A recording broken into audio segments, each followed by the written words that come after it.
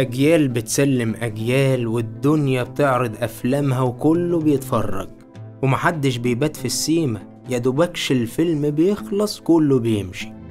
الجد بيتعب فجأة يومين وبيمشي، الأب بيتفاجئ إنه خلاص بقى جد وقرب يمشي، والطفل اللي بيحبي بيمشي ويصبح بابا وجد ودقة قديمة.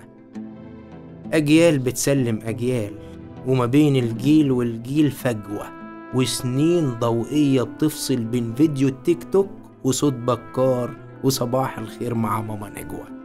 حلو التغيير، بس أنا مش فاهم هو إزاي الطفل هيتعلم يكتب حرف الضاد من غير سبورة وطباشير، من غير ما يروح مدرسته الساعة 8 الصبح في أول يوم شايل على ظهره الشنطة ولابس لبس جديد. إزاي الطفل هيتعلم من غير أستاذ؟ يحترم العلم إزاي لو جاله بدون مجهود على شاشة إزاز؟ فعلا كل سلاح له بدل لحد 2، وعشان مشكلة تتحل هتحصل 100 مشكلة. النووي علاج، ولكنه كمان ينفع قنبلة، والعربيات مش عربيات من غير عادم. بس اللي غريب فعلا ومريب هو انك سايب آلة تعلم طفل يكون بني آدم. الفجوة ما بين الجيل والجيل بتزيد، وبقينا خلاص لو بكرة هتفنى بلادي بلادي محدش فينا هيعرف انه نشيد. انا وانت وهو وهي وكله بعيد، ومحدش فينا بيتمنى يقرب من ايد التاني، عشان كده كل الناس ما بقتش بتفرح يوم العيد.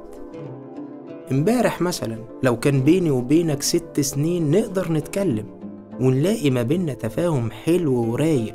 دلوقتي محمد ماسك في احمد لما تناقشوا في رأي معين ما اتفقوش، مع ان ما بينهم 6 دقايق. دلوقتي بنزعل على اللي بيحصل في الأغنية لما نكون على القهوة ونسمع صدفة نجاة بتغني يا ليل. مش يمكن بعد سنين هنكون قاعدين على نفس القهوة بنسمع مهرجانات ونقول أيام كان فن جميل؟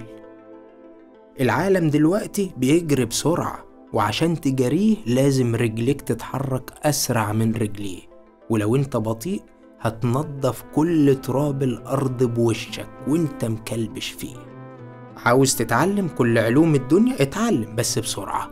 هتسلم على الماشين في الشارع؟ سلم بس بسرعة. هتكلم صاحبك وتوده؟ روح وده بسرعة. لو كنت جعان كل أكلة سريعة بسرعة. عطشان اشرب لك جرعة مية بسرعة.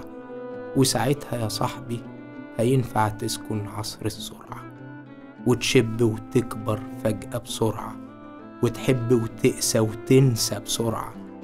لو كنت بطيء الدنيا هتفرم وشك، وهتخرج بره تراك الجري بأضعف كتف، وهتصحى الصبح تقول أحي أنا شكلي لبست سنين في الكهف وما عدتش عارف تعمل ايه.